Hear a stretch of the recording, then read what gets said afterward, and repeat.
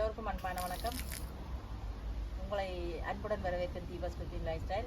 நீண்ட நாளைக்கு பிறகு இன்றைக்கு சுறா வர செய்ய போகிறேன். இன்றைக்கு சுறா தலை வேண்டி இருந்திருக்கேன். அப்படி இல்லாட்டி நீங்கள் சுறா தலை இல்லாட்டி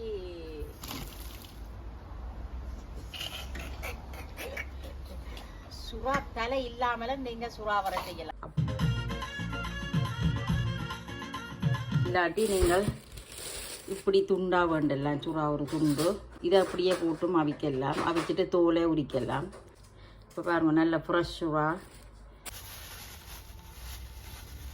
இந்த வட்டி வேணி எனக்கு 2 தலை, இப்போ 3-4 தலை இதுக்கு கிடக்கு. எல்லா தலையும் உண்டா போட்டு ஒரு கழுவோடும். இந்த சுறா சுறா தலையில் செய்கிறேன்னா சுறா அந்த மூளையும் சேர்த்து அவிச்சு சுறா மூளையெல்லாம் இதுக்கு இருக்கும். இப்போ இந்த சுறா தலையை இப்படி நான் 2 வெட்டி வேண்டி வந்திருக்கிறேன். இப்போ 3-4 துண்டு நான் நோமலும் வேண்டி வந்திருக்கிறேன்.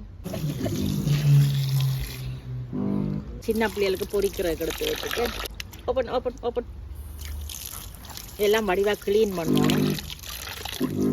கழுவியாச்சு. வடிவாக கழுவி எடுத்துகிட்டு தண்ணியை விட்டு ஒரு 8 நிமிஷம் அவிச்சு விட்டுட்டு அவிஞ்சு கொண்டு இருக்கும். அங்கால ஃப்ரெஷ் தேங்காய் பூ திருவுறார்கள். தேங்காய் பூ நல்லா வேலை செய்கிறவர்களுக்கு சாப்பாடும் கொடுக்க வரும். அதனாலே சாப்பாடு சமையலும் ஆகுது. ஒரு பக்கத்தில் ஒரு 5-6 நிமிஷம் அல்லது 8 நிமிஷத்துக்கு அவிஞ்சதை எடுத்து அப்படியே தண்ணி எடுத்து வடித்து ஒரு தட்டில் போட்டுட்டு அதில் இருக்கிற அந்த பற்றுகள் அந்த அதாவது அந்த தோலே எலும்பேன் தவிர மற்ற பகுதியெல்லாம் எடுக்கலாம்.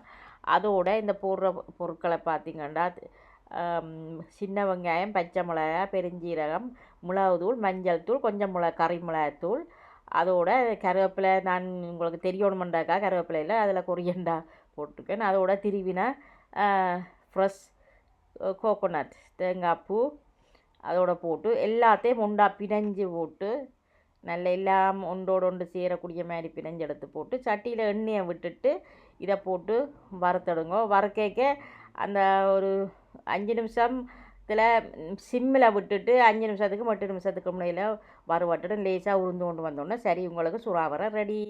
பார்த்ததுக்கு நன்றி. மறக்காமல் சப்ஸ்கிரைப் பண்ணுங்கோ.